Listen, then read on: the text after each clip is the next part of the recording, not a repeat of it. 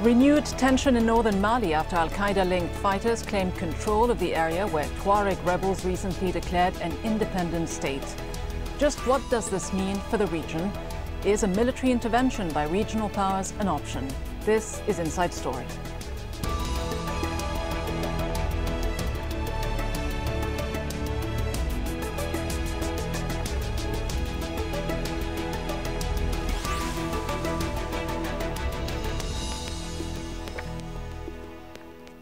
Hello and welcome to the program. I'm Rida Fakhri.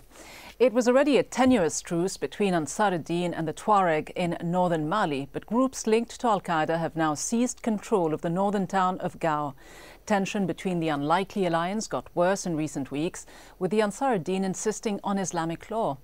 The Tuareg, though, want a secular state. Groups affiliated with al-Qaeda have destroyed several shrines in Timbuktu, which they say go against Islamic principles, and with other players like the Movement for Jihad and Unity in West Africa, or MUJAO, now gaining influence in the region.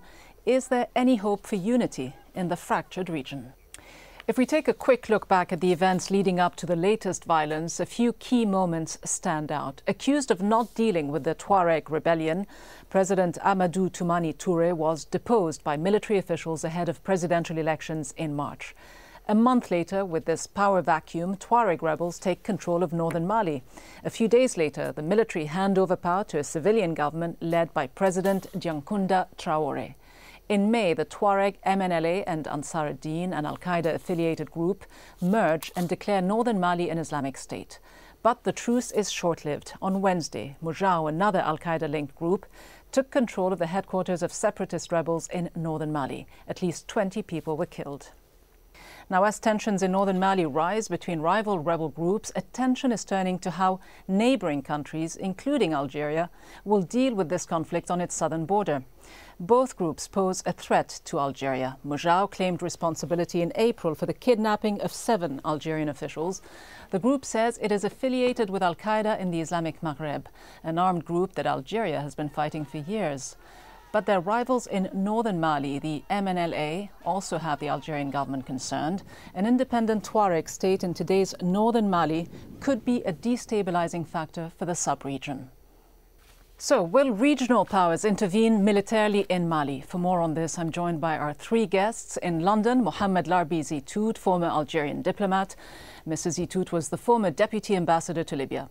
Also joining us from London, Jeremy Keenan, professor of social anthropology at the School of Oriental and African Studies in London. He is author of several books on the Sahara, including The Dark Sahara, America's War on Terror. Joining us on the line from Bamako is Thiebile Dramé. He is the former Malian foreign minister. Mr. Dramé is the leader of the Anti-Coup Front, a group of political organizations which opposes military rule in Mali. So let's begin with our guest in Bamako, Mr. Dramé. What started off largely as a mainly Tuareg rebellion led by the MNLA in northern Mali seems to quickly have morphed into a takeover by Islamist groups who seem now to be firmly in control of Timbuktu and Gao. How concerned are you about these developments? The rebel groups take control of the 2/3 of the country. At the beginning, you have the MNLA, the Tuareg rebels. I think today they must be thinking of their responsibility in the collapse of the country. How does the emergence of the Islamist groups change the nature, the dynamics of this crisis? Of course, it changed a lot of things. We mean that al-Qaeda in Islamic Maghreb had itself in Mali, one must recognize it, before the overthrow of President Amadou Toumani Touré. But since the war declared by the MNLA, al-Qaeda took an advantage of the situation, and today we have 2/3 of Mali under control of Islamic groups. It changed a lot of things because what's happening in Timbuktu show that till where these groups are ready to go to reinforce their control on this vast part of our country. I think it is a new challenges for this country, unfortunately, which is in a very fragile situation with a government which is a minority government, therefore a very weak government. But it's also a challenge for the whole region in West Africa. not only for Sahelian countries, but also for our neighboring countries such as Burkina Faso, Cote d'Ivoire, and Senegal. You say there are many challenges. Indeed, there are. If these Islamist groups are now at the forefront of what is going on in Mali, certainly in northern Mali, what chances are there for a negotiated solution? Well, I must confess that it remains a very little room for negotiated solution. We must try to talk again to the Malian among the Islamic group. I mean, mainly Ansar Din. Ansar Din, to our knowledge, is the only Malian group within the groups who have who control today the north of the country. And we should assess their availability to talk in order to restore peace and the territorial integrity of the country. Concerning the foreign groups, I mean Mujao and the various Katiba and Sariat of al-Qaeda in Islamic Maghreb, their place should be aware outside the Malian territory.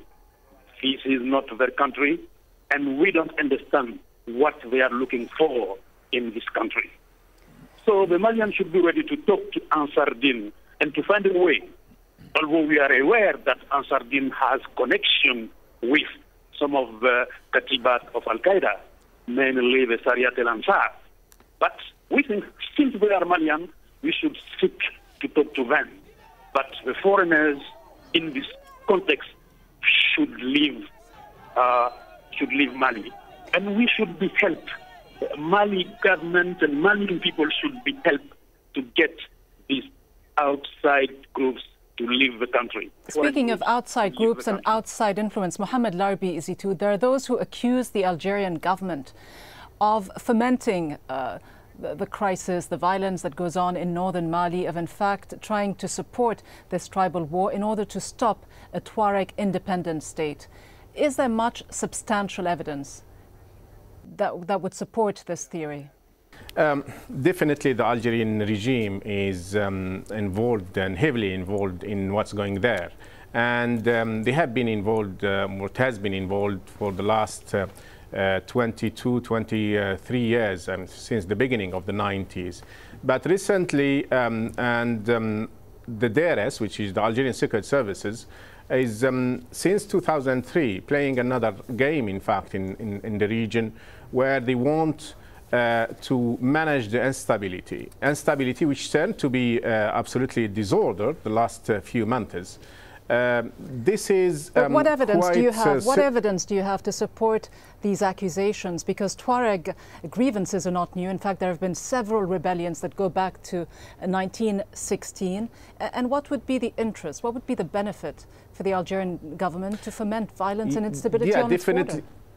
Definitely, a rebellion, Tuareg rebellion was there, for many decades, and the Tuareg in general, they are fighting for their freedom and for their liberation, or at least for a minimum of autonomy and independence. But the Algerian regime and the Libyan regime, also Gaddafi regime, before the revolution, were infiltrating the groups fighting in Niger and in Mali in order in the 90s, the Algeria of the 90s was different. The objective of the Algeria in the 90s was absolutely different from what's going on now. In the 90s, they were trying to stabilize. I will say that they were stabilizing the area or the region, but from the beginning of 2003, and with them working as the sole agent of the American for the region and fighting terrorism on international level, and the Algerians were waiting and wanting to be integrated on this fight because it goes for the survival of the regime. The regime has always, since the coup d'etat of the 11th of January, has always played this card of fighting terrorism. And since 2001, since the 11th of September events, the regime was absolutely integrated, completely integrated on the American strategy, on the Western strategy of fighting terrorism. And they find they have to show that there is something going on. And we know that Bush doctrines was based on where al-Qaeda is, they are going to go. and al-Qaeda has been created on the south of Algeria, pushed away to Mali and Niger. After that, we, of course, with a weak regime in Mali, and even now it's even weaker, we find ourselves in this completely disorder and chaotic situation. But precisely, do you deny then that Algiers has been genuinely concerned about the streaming of fighters and weapons, sophisticated weapons, since the chaotic fall of Gaddafi in Libya from the Libyan border into Algeria? Isn't that what is the main concern for the Algerian government? The fact that there are porous borders that are very difficult to monitor and through which a lot of weapons come through into Mali? Yeah, definitely it is. Now, definitely it is. And that's why I said, I mean, the situation has completely changed. While it was in 2000, between 2003 and 2011, while it was just managing the instability, fomenting, creating the instability and managing it in order to show that they are partie intégrante, that they are a full party of the fight against the international terrorism. Now the thing has changed since the fall of Gaddafi regime, and we are witnessing the tens of thousands of weaponry and sometimes sophisticated weaponry moving to the area, and that's definitely creates a challenge to the Algerian regime, which has in fact come out of their hands, come out of controls, and this is when you play with fire. I mean, it turns sometimes to burn you if you don't know how to do it, and now they don't know how to do it. The thing is absolutely messy. Not even in the south Algeria, there is a little bit. We have just not witnessed what it has been mentioned as a terrorist act in Ouargla. A few months ago, it was another terrorist act in Tamarrast, and either these acts are truly terrorist ones or not. Definitely that means there is some insecurity even in South Algeria, where the oil, the main oil and gas are there. And this is when you come to a dictator which they think that by managing and by using terrorism, they can always have the upper hand. Sometimes, as I mentioned, it goes Jeremy out Keenan, of control, sure, and that's what we are got witnessing that point. at the If moment. I can just turn to Jeremy Keenan, in whose interest is it then to manage this type of situation, to make sure that this kind of violence continues, and is what we are seeing in Mali a direct result of what's happened in neighbouring Libya? The fact that, as we just said, the breakdown of law and order in that country has allowed this type of movement and this type of rapid advancement of groups like the MNLA and others into places like northern Mali? Yes, the answer to all those is firstly, in whose interests? Well, it's in Algeria's interests. It's also in American interests to have a degree of instability through this area because, as Mohammed Zitout said, America needs justification to have AFRICOM in Africa, and AFRICOM is expanding. To legitimize that expansion, it needs a degree of sort of low-level instability, this type of terrorism in the region. And Algeria has always assisted in providing that since 2003. The question of Libya is a little bit more tricky. Yes, weapons have flowed into the area, and this rebellion was triggered very much by the return of Tuareg from Libya at the end of last year.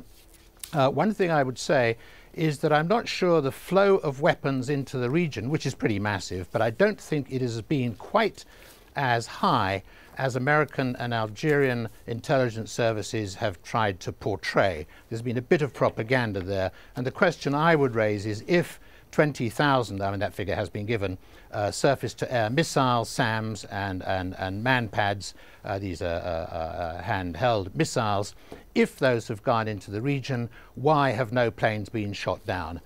There is no evidence in the region of the much feared, if you like, SAM missiles falling into the hands of either the Tuareg separatists or al-Qaeda groups in the region. But they may be there, but we haven't got hard evidence of that. Where is the hard evidence, though, that these kinds of groups now operating in Mali are in fact supported by the Algerian government or by the Algerian intelligence services?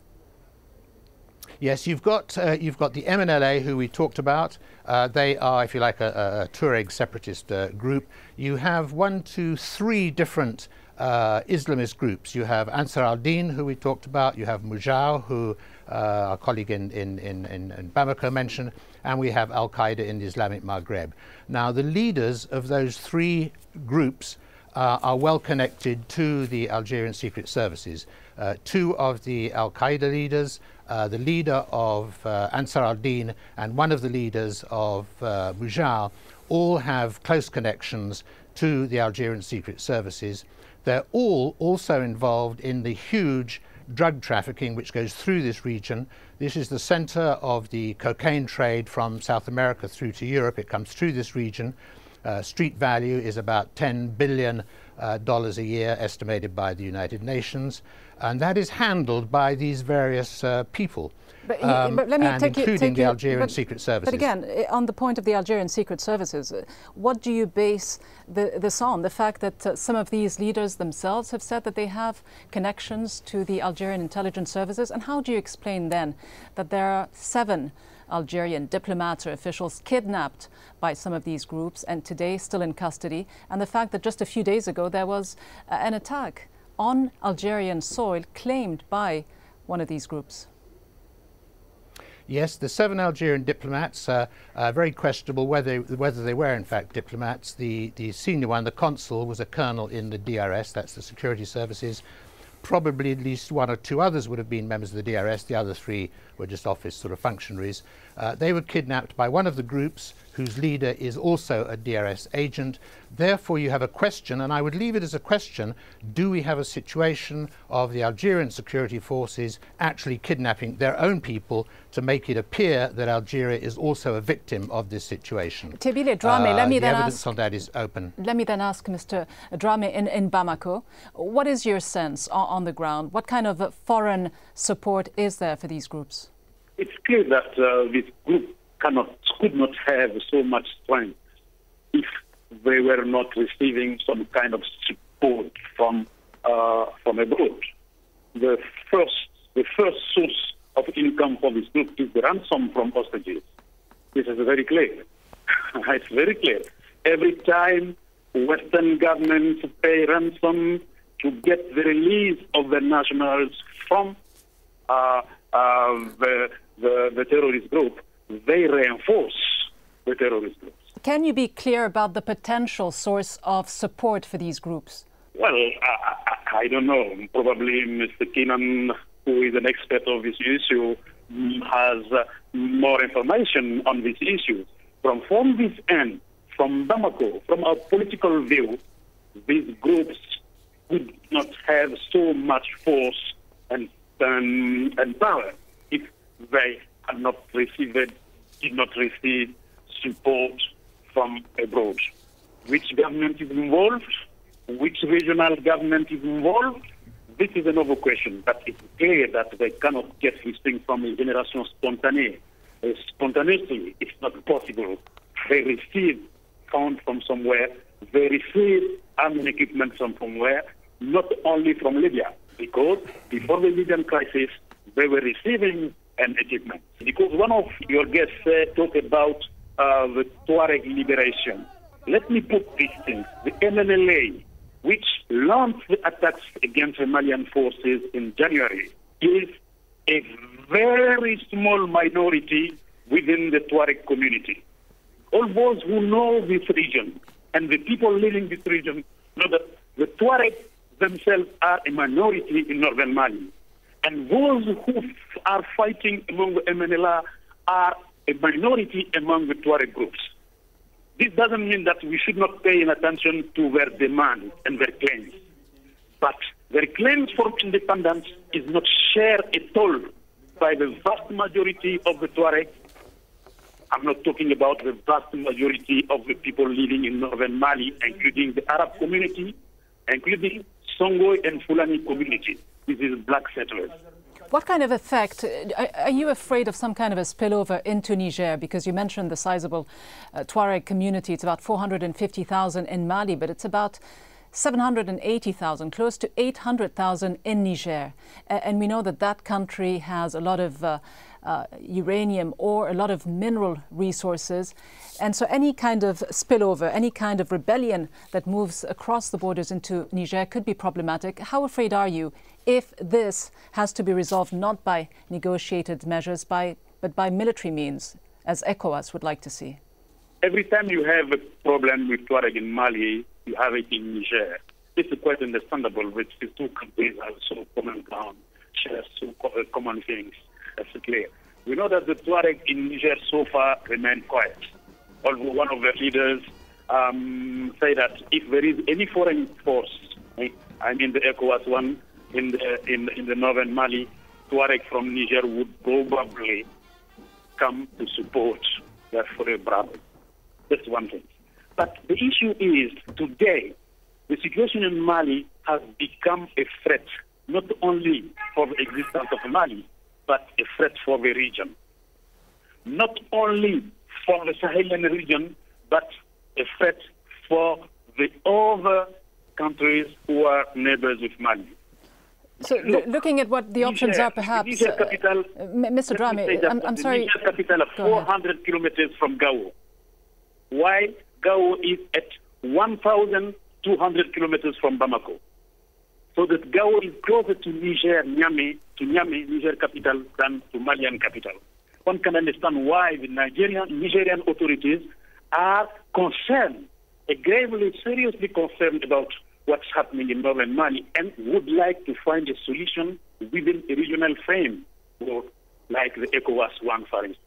Mohamed Zitout, how likely is that to happen? Because there are reports from New York that there is some resistance among Security Council members to adopt a UN Security Council resolution that would allow the use of force and military intervention by ECOWAS, by the AU, to re-establish order and to reinstate the previous civilian government in Mali.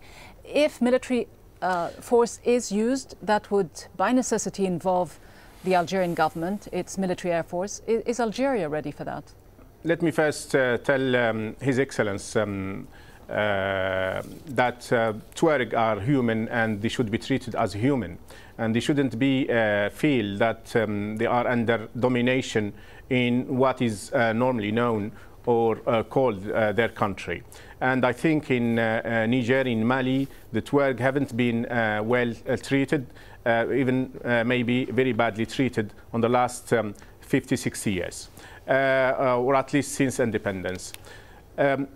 For the Security Council, definitely, I mean, it's very amazing to see that the Americans, who are usually, they use the Security Council of the United Nations to declare wars.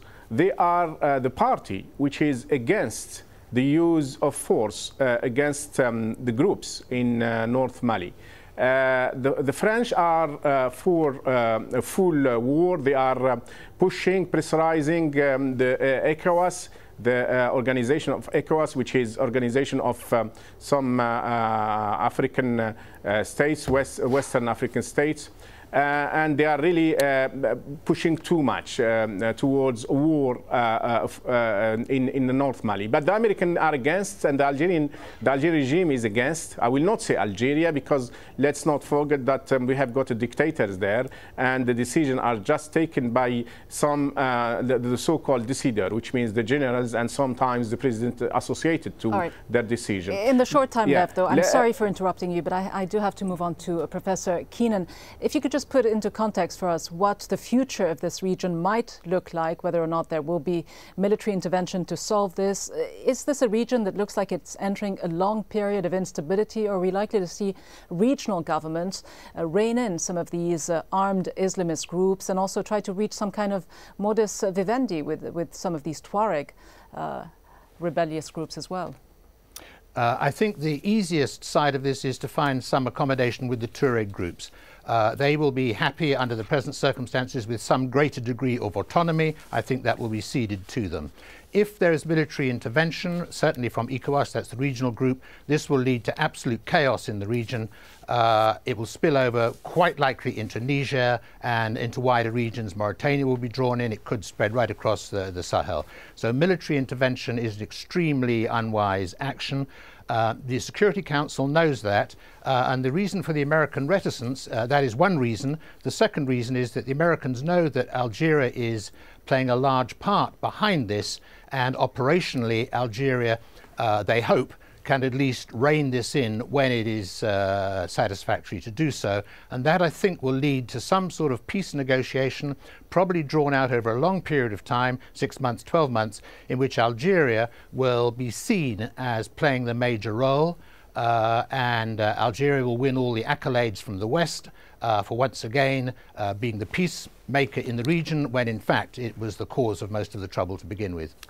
We'll have to leave our discussion here. Thank you to all my guests. From London, Mohamed Larbizi Tout, also from London, Jeremy Keenan, and from Bamako, Thiebile Dramé. And thank you for joining us on this edition of Inside Story. As always, we welcome your feedback. You can email us your thoughts at insidestory@aljazeera.net. From me, Rida Fakhri, and the team, thanks for watching.